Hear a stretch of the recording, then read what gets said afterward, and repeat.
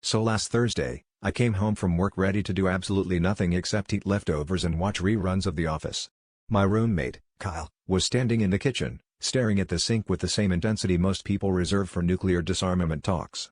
I asked what was up, and he just muttered, "Don't worry, I've got this under control." Which, in Kyle speak, means there's a 50% chance the fire department will be involved. The faucet was doing its best impression of Niagara Falls, dribbling water all over the countertop, but Kyle waved me away and said he had a plan.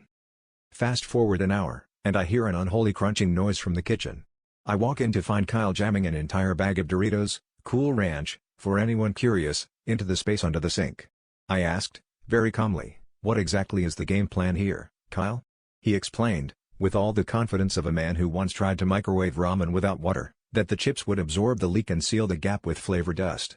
I tried to argue that this wasn't how plumbing or Doritos worked, but he was already elbow deep in cheesy triangles.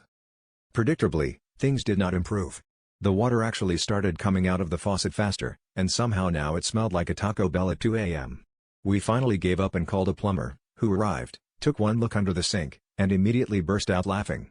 He asked if we'd been trying to make nachos, and then spent the next hour fishing out soggy chips and what he described as the world's most ambitious seasoning paste.